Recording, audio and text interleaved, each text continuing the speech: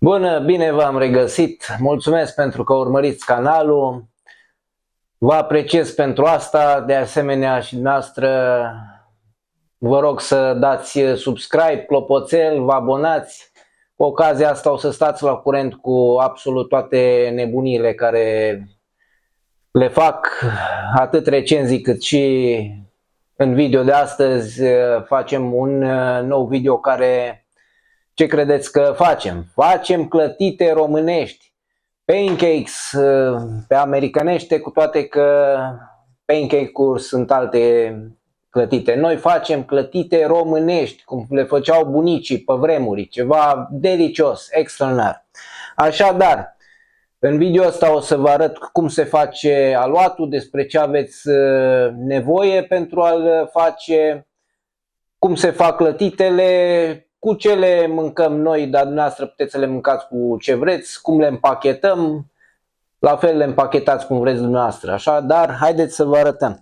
Deci, ce avem într-o primă fază nevoie? Clar, un bol. Eu am ales un bol de mixer, un bol foarte ok, metalic, puteți face în ce bol vreți dumneavoastră. Ideea e să fie cât mai mult, că mâncători de clătite, credeți-mă că se găsesc. Deja v-am făcut poftă. Bun, așa, eu voi folosi două ouă. De ce folosesc ouă? Pentru că dă o culoare foarte gălbuie, spre galben, așa, și leagă foarte bine clătita. O să mai avem nevoie și de puțină sare. Făină, o să vedeți cum procedez, nu fac reclamă la făină, folosiți de care considerați dumneavoastră. E vorba de lapte, de consum, nu contează laptele care îl puneți. E vorba de apă minerală, el la fel, nu fac reclamă la apă că nu sunt plătit. Când o să fiu plătit facem și reclamă la apă.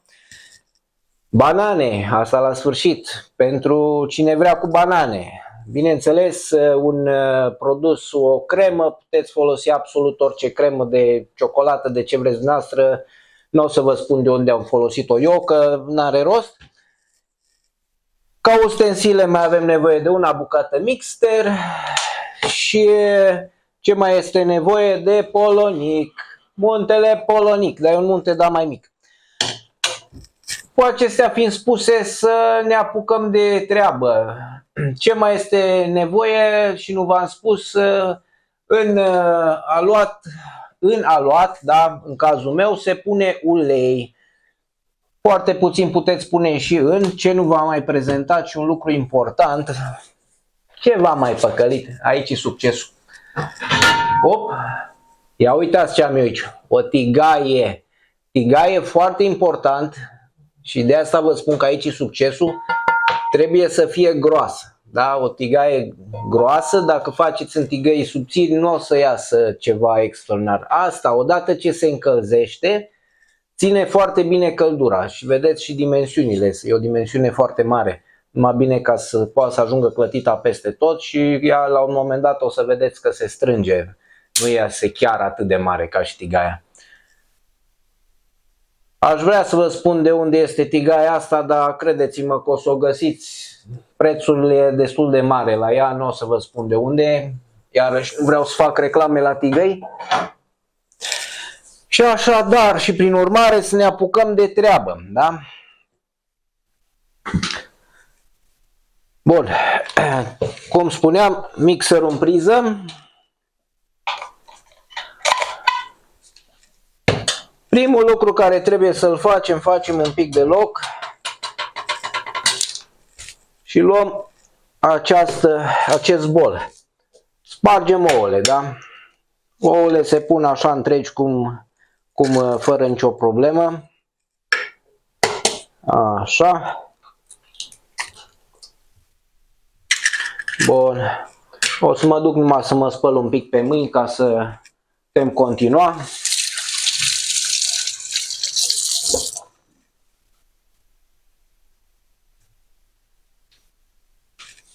Da, cam astea sunt ouăle. Și acum eu o să le bat cu mixerul.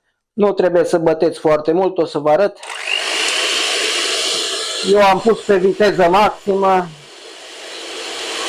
Deci nu trebuie să faceți din el spumă sau mai știu eu ce alte minuni. Pur și simplu se bate Da?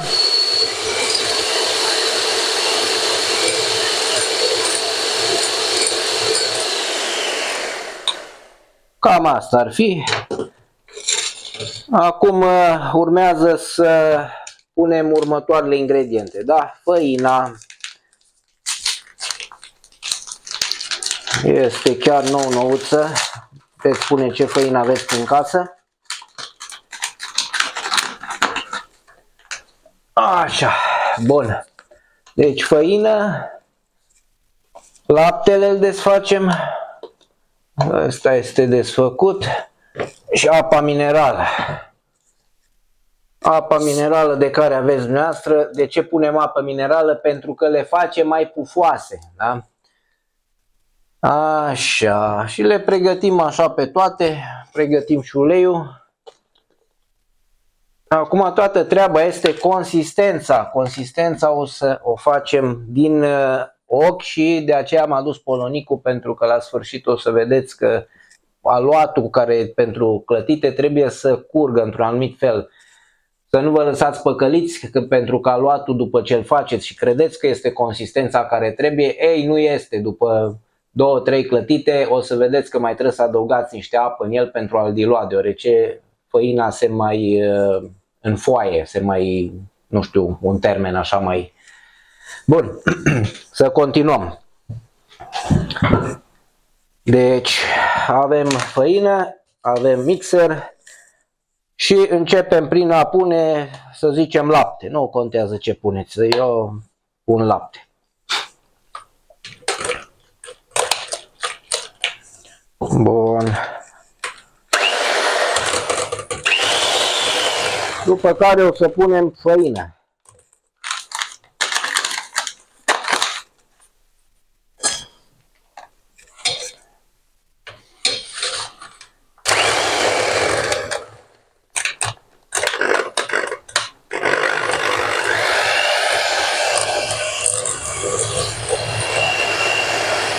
Turnați fără probleme. Vedeți că aici deja se îngroașă un pic. Asta înseamnă că deja putem să-i mai băgăm niște apă minerală.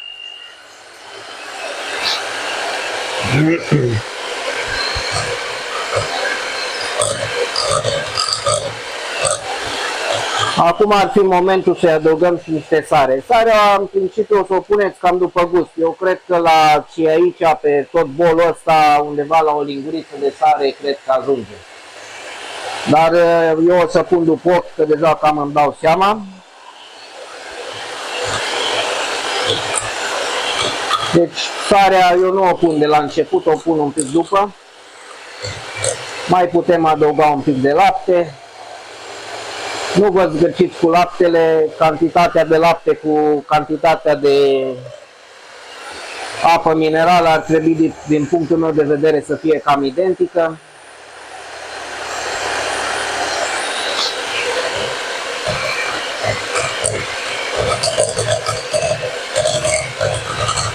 El se mai îngroașă, se mai diluează. Ideea este să fie amestecat. Vedeți, acum, de exemplu, s-a îngroșat. Îl diluăm cu apă.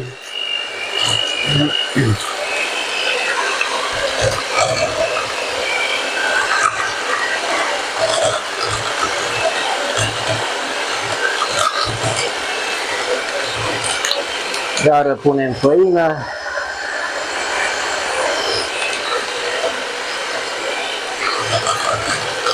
Pe care iar punem lapte și tot așa.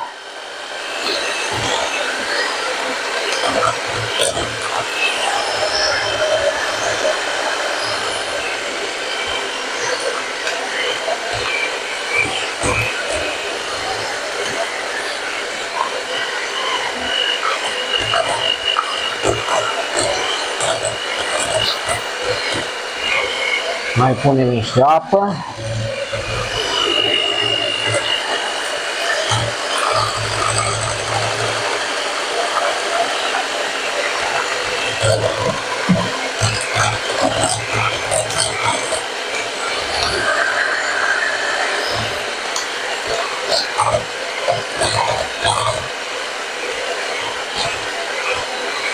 Să nu uităm să punem uleiul la un moment dat.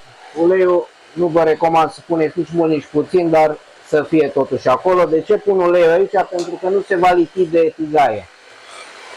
Mai ales dacă aveți o tigaie bună.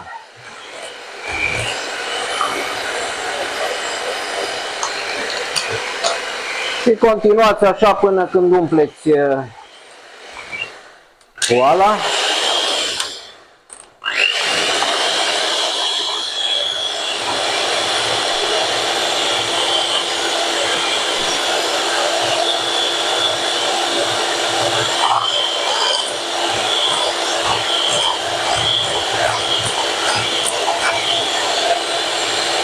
Bun, cu laptele cred că ajunge.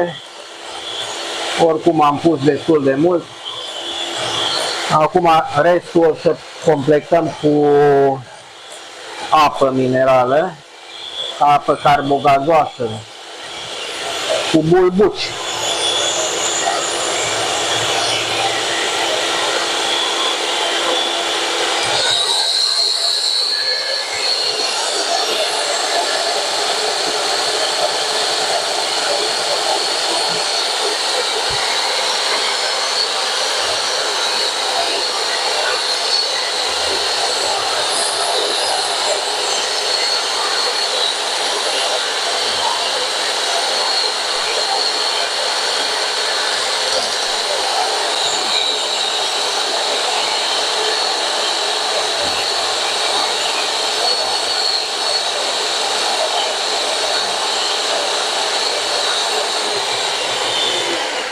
Bun, ia să vedem noi cam cum arată. Este încă, zic eu, un pic prea lichid, deci mai punem, din ce văd, aproape tot pachetul de făină.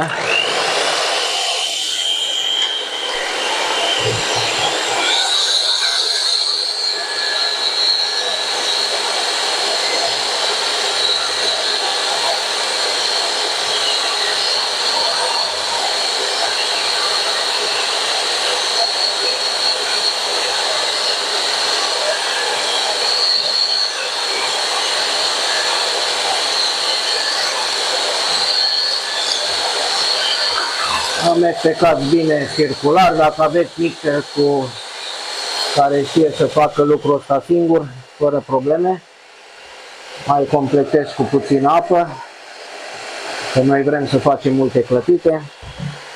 Și acum cred că a venit momentul să verificăm consistența.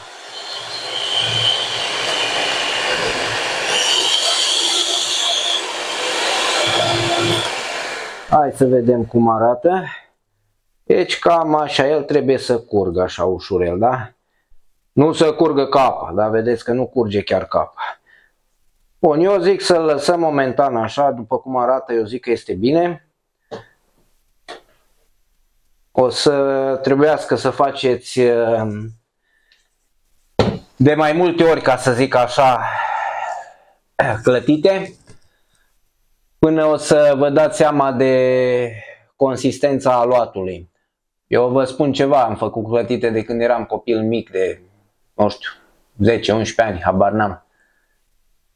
Eram șeful la clătite în casă. Ok, acum să pregătim cuptorul, da? Hai să mergem la cuptor. Deci, cum am spus, tigaia, da? Tigaia e importantă, foarte importantă.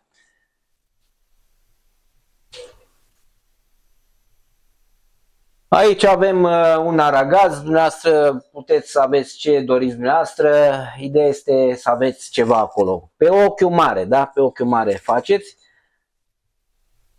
Dați drumul la ochi. Flacăra nu trebuie să fie chiar așa mare cât vedeți aici, adică să fie imensă. Dați o idee mai mică, nu mică, nici așa, da? Deci aici e o chestie de reglaj. Ea trebuie să vină, să cuprindă tigaia, acum nu să iasă înăuntru, hai să aprindem și lumina. Ce este important acum, tigaia mea trebuie să se încălzească.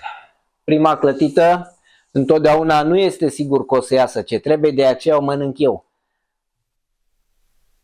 Și cu ceilalți din casă, dar în principiu se mănâncă de către mine și cu Soția mea, evident.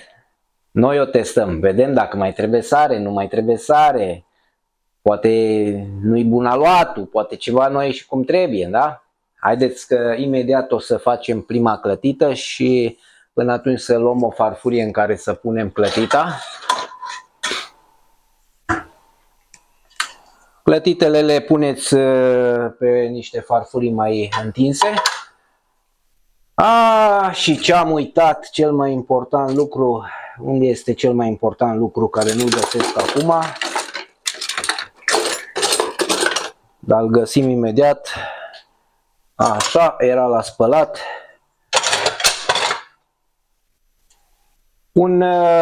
O paletă de lemn de genul acesta o folosesc pentru a desprinde clătita de pe margine, da? O să vedeți cum se face. Bun, să-mi aduc aluatul.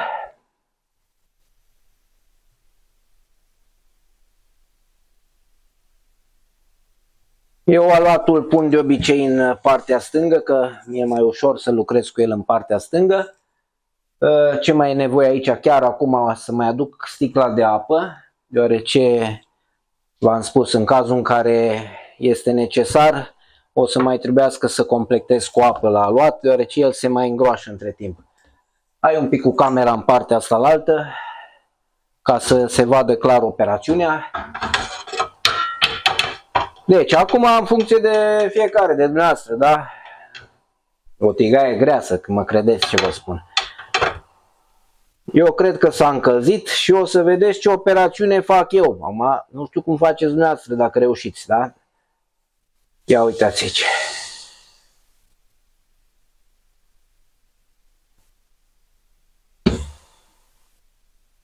Da?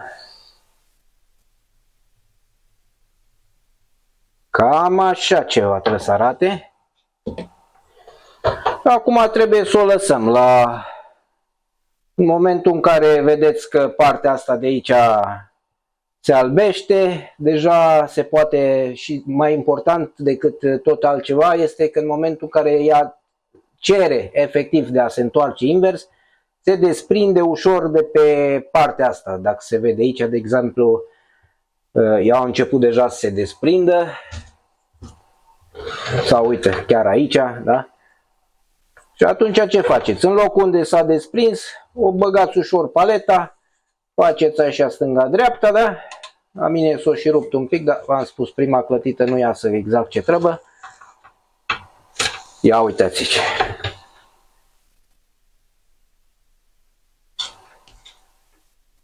Prima clătită se mai întâmplă să nu iasă cum trebuie, nu vă speriați, nu vă descurajați, nu este nicio problemă, dar ea arată bine.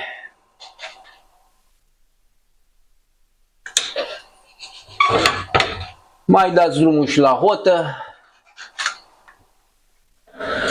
așa, ușurel, se mai poate învârti și cu mâna, nu vă recomand, treburile astea faceți pe propria răspundere, eu sunt deja obișnuit cu ele, așadar, da, o întoarcem și pe partea cealaltă. Acum tigaia nu este încă caldă, de aia prima clătită întotdeauna până tigaia nu ajunge la temperatura optimă, nu o să iasă chiar perfect. Dar imediat facem și pe următoarea.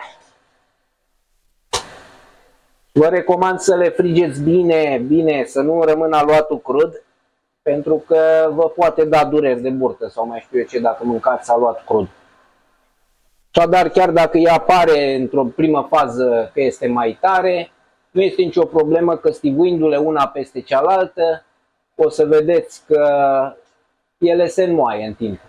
Când le țineți de pe o zi pe alta, puneți o pungă peste ele ca să nu se usuce, da? Ok, cam arată binișor prima clătită, din ce văd eu cred că este și făcută. Bun, haideți să o luăm, să o punem pe farfurie. Ia uite ce frumos. Ia să vedem acum clătita numărul 2, chiar dacă prima trebuie încercată.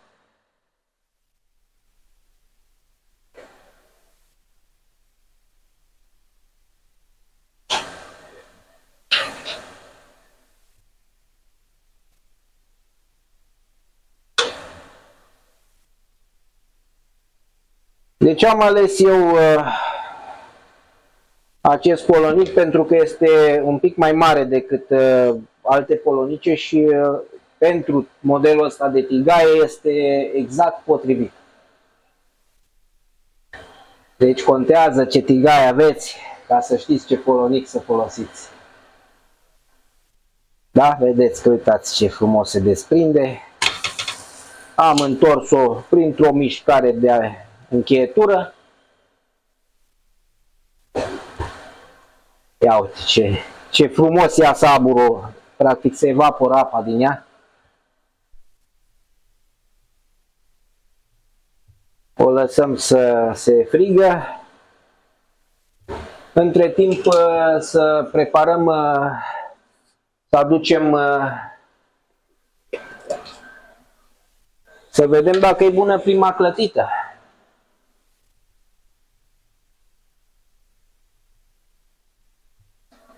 Ce am făcut cu banana? Am tăiat-o frumos. Asta o faceți feli-feli. Da? Hai să o mai întoarcem și pe partea cealaltă. Bun. Și vom lua o linguriță ce aveți prin casă. Și vom face primul test cu clătita care tocmai este gata. Să nu uităm de asta la altă, că dacă uitați pe asta faceți dita mai... Bun, mie îmi place să mănânc cu acest tip de cremă, dar de altfel îmi place și cu diverse gemuri.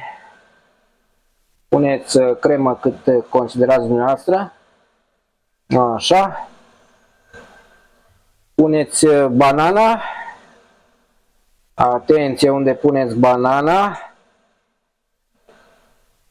Ok. Și acum, în cazul meu, mie îmi place efectiv să rulez în felul acesta. Și cum nu am timp să o mănânc chiar acum, o să o pun aici deoarece următoarea clătită este pe drum. Ia uite ce am pățit eu dacă nu fac lucrurile cum trebuie. Deci, un pic s-a ars, nu e nicio problemă. Da? O luăm să punem aici așa. Vedeți că s-a și întărit mai mult decât trebuie, dar v-am spus, asta nu e o problemă pentru că se înmoaie singură. Ia să vedem.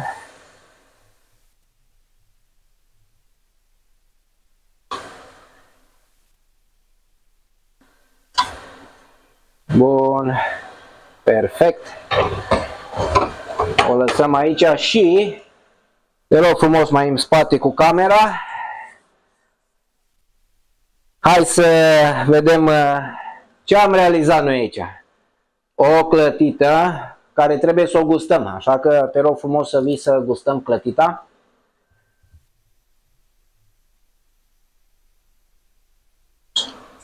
Hai aici un pic să vedem.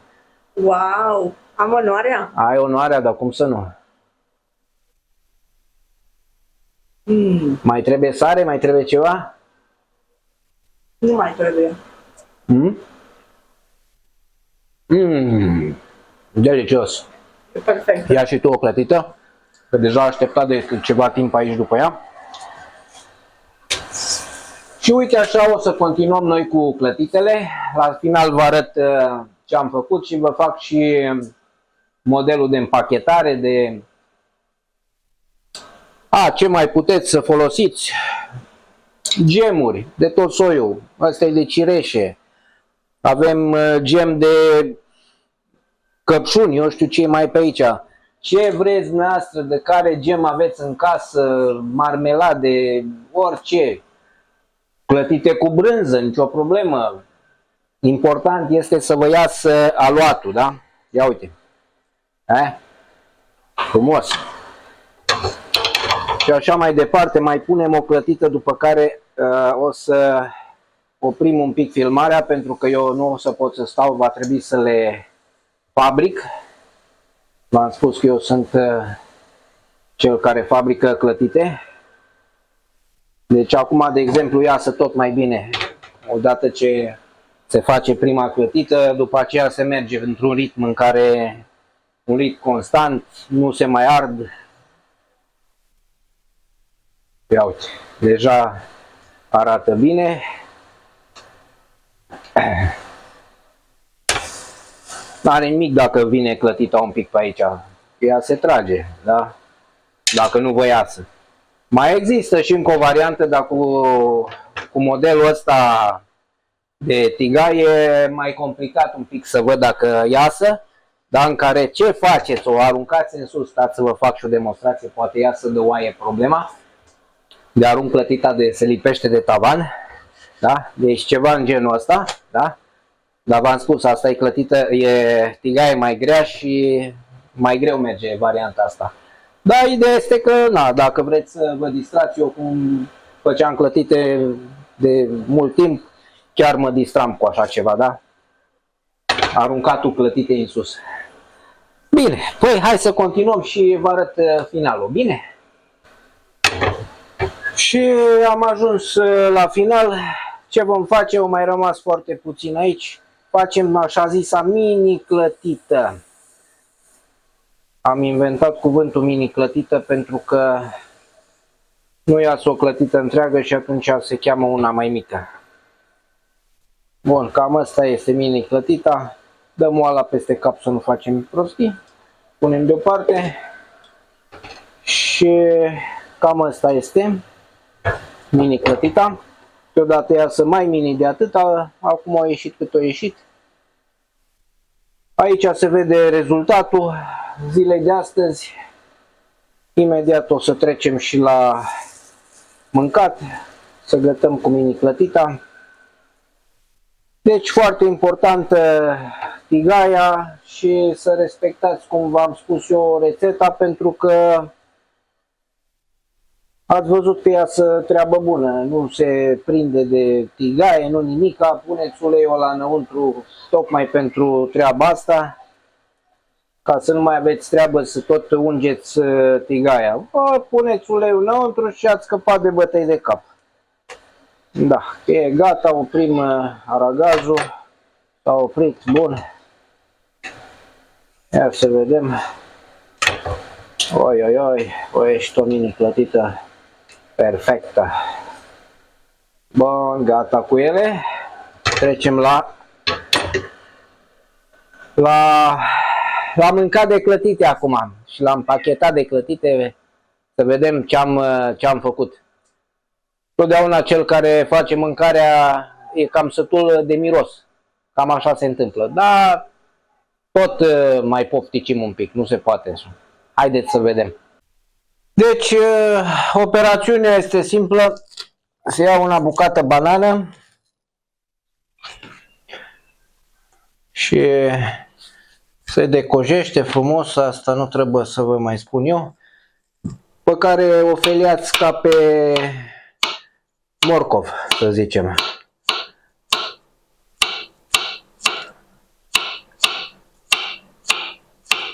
Ia uite ce.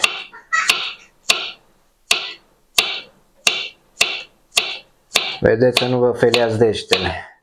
Mare atenție cum țineți degetele. Eu am învățat să țin degetele într-un anumit fel pentru că altfel riști să faci prostii. Se ia una bucată clătită. Vedeți ce subțire este, da? Puneți pe farfurie. Ungeți cu ce aveți dumneavoastră acolo. Puteți să nu ungeți decât cu gem sau alte minuni. Se ia o tonă de banane, da?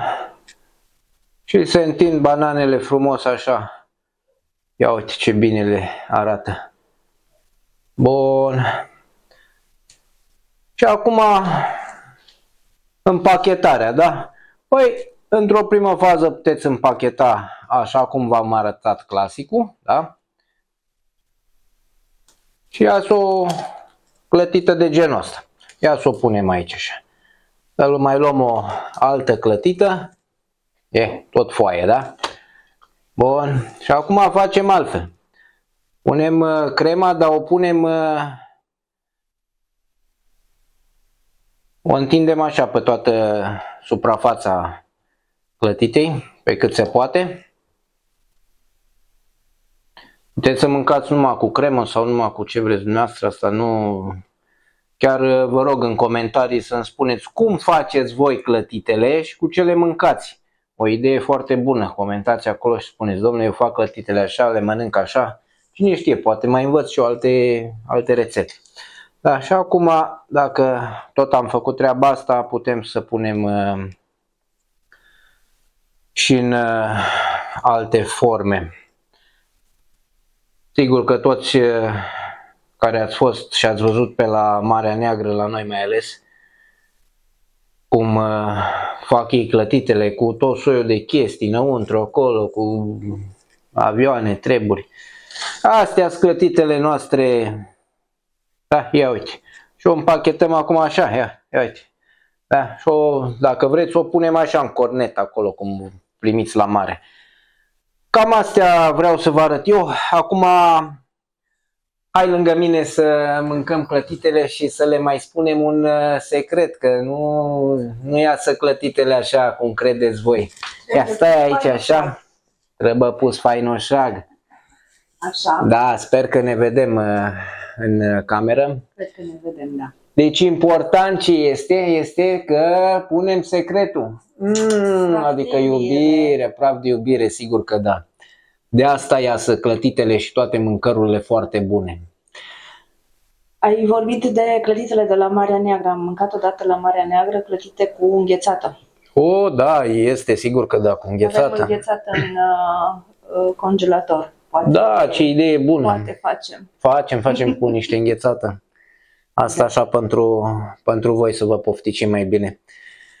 Mulțumim pentru faptul că urmăriți canalul. Eu și soția mea o să punem tot mai multe videoclipuri interesante și cu plimbări, concedii, de gătit, de nu știu, găsim soluții, sunt pentru voi ca să mai conversăm, să nu spun că nu am niciun fel de interes, dar ideea este că, uite, că lumea asta în care trăim este o lume a internetului la ora actuală și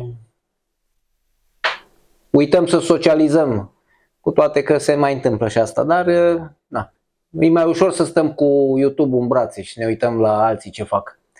Bine, mulțumesc frumos și ne vedem în video următor. Să nu uitați cu abonarea, like-ul, subscribe-ul, clopoței, ce vreți dumneavoastră acolo puneți, numai puneți. Mulțumim și la revedere! La revedere.